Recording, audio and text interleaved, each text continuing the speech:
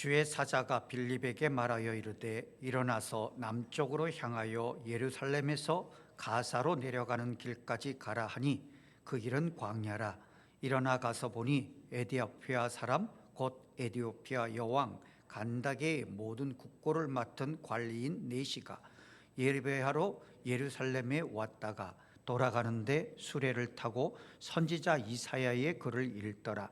성령이 빌립더러 이르시되 이 수레로 가까이 나아가라 하시거늘 빌립이 달려가서 선지자 이사야의 글 읽는 것을 듣고 말하되 읽는 것을 깨닫느냐 대답하되 지도해 주는 사람이 없으니 어찌 깨달을 수 있느냐 하고 빌립을 정하여 수레에 올라 같이 앉으라 하니라. 아멘. 교회의 존재 의미는 여러 가지가 있겠지만 예수 그리스도의 복음을 증거함입니다. 교회가 교회다운 모습을 지키는 것은 그리스도의 복음을 증거하는 전도의 사명을 감당할 때 있습니다. 그런데 전도하는 일을 교회의 숫자적인 부흥이나 성장을 필요한 도구로만 생각해서는 안 됩니다. 복음을 전하는 것은 하나님의 뜻이며 그리스도의 명령이며 성령의 역사입니다. 예수님께서는 너희는 가서 모든 민족을 제자로 삼아 아버지와 아들과 성령의 이름으로 세례를 베풀고 내가 너희에게 분부한 모든 것을 가르쳐 지키게 하라. 볼지어다 내가 세상 끝날까지 너희와 항상 함께 있으리라 하셨습니다. 그래서 우리는 복음을 전함으로 하나님과 그의 말씀에 순종할 필요가 있습니다. 하나님은 이스라엘 백성을 특별히 사랑하셨습니다. 그들을 구원받은 자로 선택하셔서 하나님의 백성으로 삼으셨습니다. 그런데 유대인 혼자들만, 그들만 구원받고 행복하기를 원하지 않으셨습니다. 창세기 12장에 보면 하나님은 아브라함에게 내가 지시할 땅으로 가라 하셨습니다. 그리고 만국의 열방의 아버지가 되고 아브라함을 통해서 복을 받을 것을 약속하셨습니다. 그러니 아브라함, 이스라엘 백성을 통해서 많은 사람들이 구원받게 되고 하나님의 그 은혜를 맛보게 됩니다.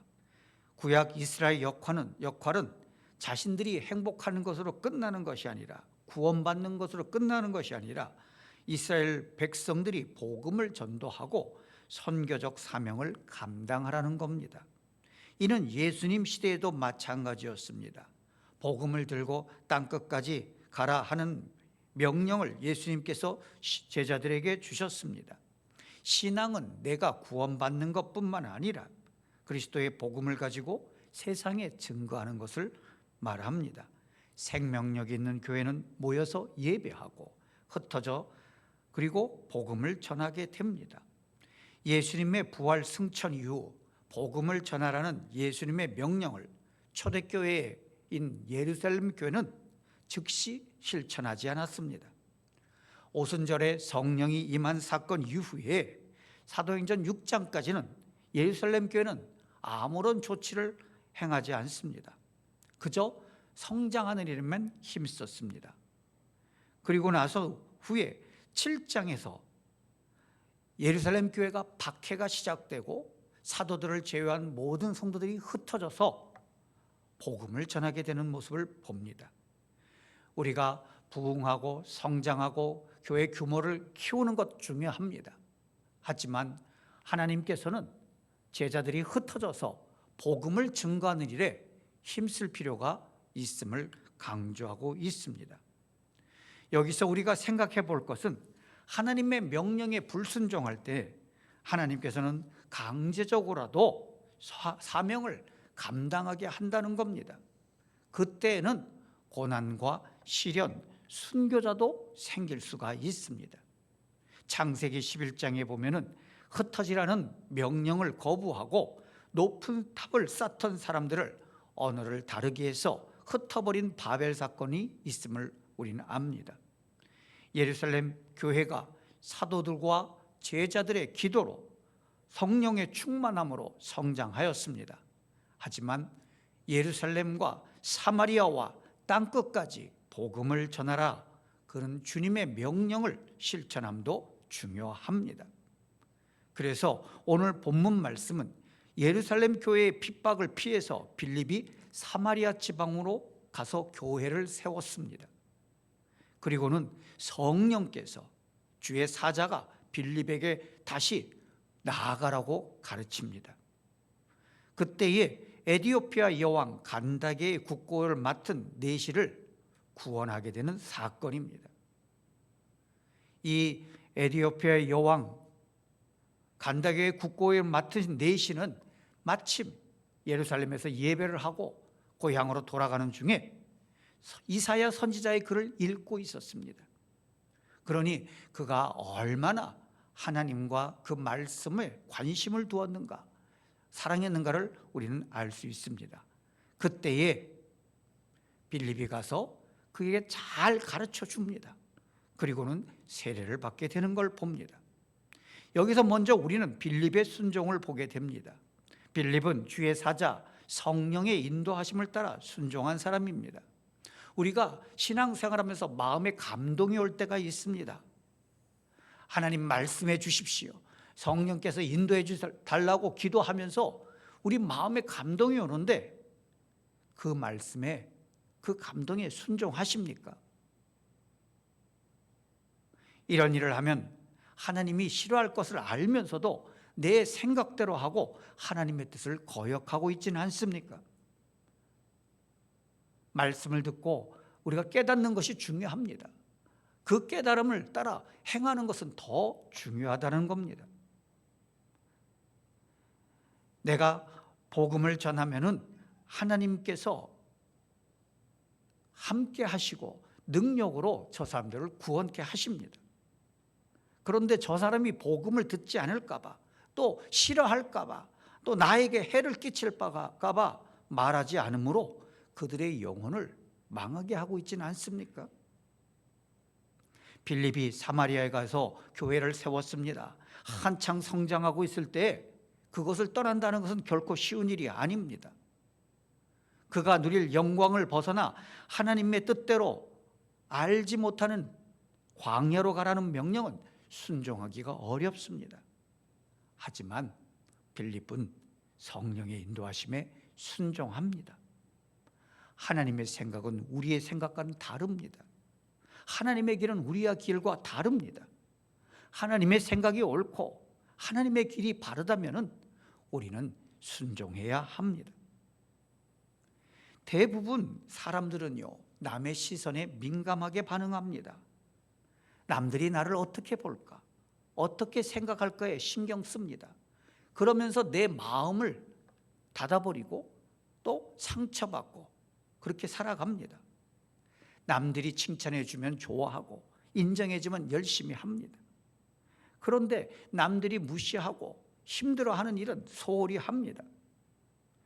예수님은 작은 일에 충성하라고 말씀하십니다. 그래서 빌립은 자신이 사마리아 교회를 세우고 그 교회를 왕성하게 하는 동안에 그 일을 내려놓고 광야로 나가게 됩니다. 한 사람을 만납니다. 목회자가 수천 명, 수만 명을 놓고 설교하면 힘이 납니다. 사람이 꽉 차 있으면 말에도 힘이 나고 능력이 나타나는 것처럼 보입니다. 그런데 한두 명 놓고 설교하려면 정말 힘듭니다. 그렇다고 해서 한 영혼을 무시할 수 있냐? 그렇지 않다라는 겁니다. 하나님은 빌립을 통해서 한 영혼을 구원하시기로 마음먹었습니다. 빌립은 하나님의 뜻에 순종했습니다. 우리도 누군가의 구원을 통해서, 누군가의 말씀을 통해서 구원받지 않으셨습니까? 그러니 우리도 누군가 한 사람을 구원하려고 애써야 한다는 겁니다. 오늘날 교회와 성도들은 매스미디어의 시대가 되어서 아주 큰 것만 바랍니다. 아주 놀랍고 전체적인 것만 바랍니다.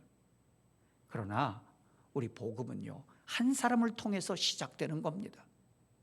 한 사람이 이 땅에 오셔서 죽음으로 구원이 시작되었습니다.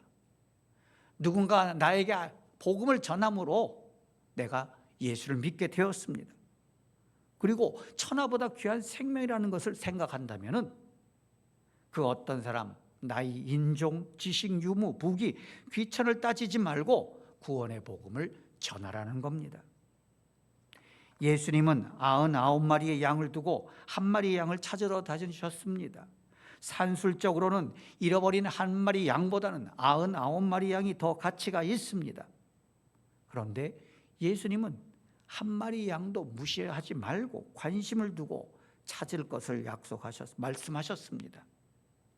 그런데 오늘날 교회에 교회 성장론이 들어왔습니다. 교회는 성장해야 된다. 어떤 수단과 방법이 있더라도 성장해야 된다고 가르쳤습니다. 인본주의 신학이 들어왔습니다. 그래서 대형화, 많은 것, 양에 관심을 두었습니다. 성경은요, 소수에 관심을 둡니다. 우리 교회와 성도들은 예수님의 마음을 배워야 합니다.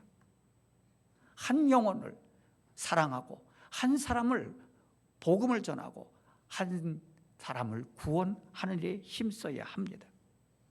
예수님이 한 영혼을 불쌍히 여겼을 때에 그들을 고쳐주셨습니다. 구원해 주셨습니다. 한 영혼을 사랑하는 것이 하나님의 뜻을 이루고 하나님께 영광 돌리는 삶과 연결이 됩니다. 우리가 또 살펴볼 것은 전도자는 자신을 드러내지 않는다는 겁니다. 빌립이 에티오피아 사람을 만났습니다. 성령의 인도하심을 따라 사마리아를 떠나서 광야로 가고 그에게 복음을 전했습니다. 세례를 주었습니다. 그리고는 어떻게 했습니까? 내가 에티오피아 국고를 담당하는 이 내시를 전도해서 구원했다, 자랑하지 않습니다. 그는 조용히 떠났습니다.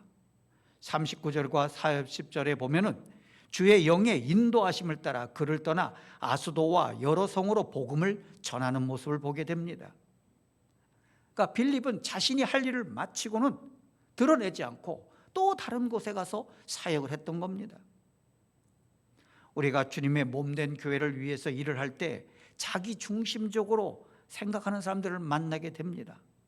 내가 아니면 안 된다, 이 방법이면 안 된다는 식으로 주장하는 사람들과 만나서 일을 하다 보면 피곤하게 되고 마찰이 일어납니다.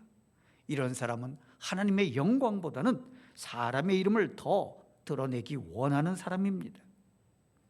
오늘날 큰 소리 치는 사람들이 더 유명해지고 영웅시하고 그런 일을 더 중요하게 생각합니다.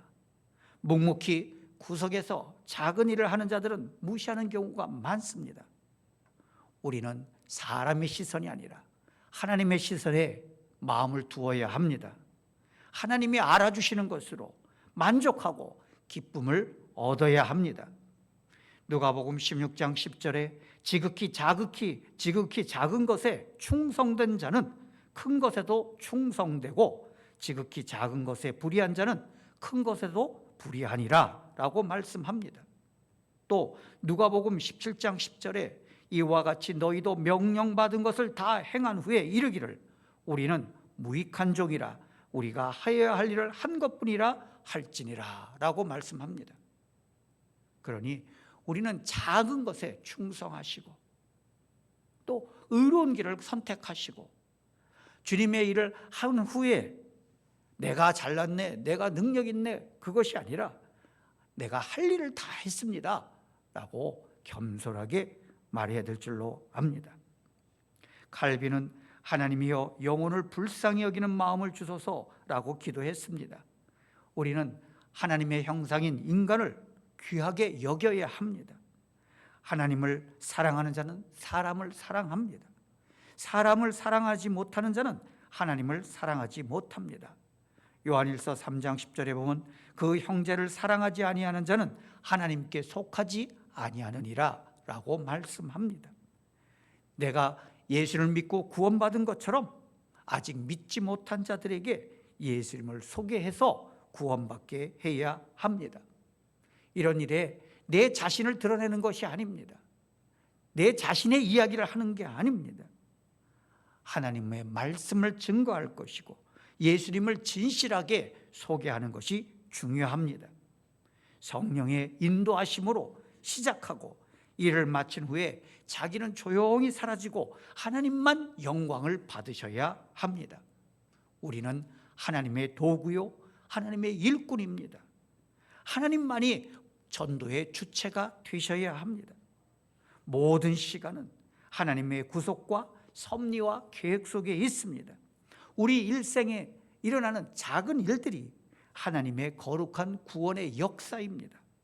그래서 우리는 만나는 사람들에게, 영혼들에게 하나님의 말씀을 증거함으로 하나님의 역사, 구원을 이루어 갑니다. 여러분이 전한 한마디 말이 듣고 그 사람이 구원받는다면 하나님도 기뻐하시고 우리에게 큰 은혜가 됩니다. 늘 복음을 전하고 영혼 구원에 하나님의 역사가 일어나도록 기도하며 승리하는 우리 성도 되시기를 주님으로 축복합니다. 기도하십시다. 우리 성도들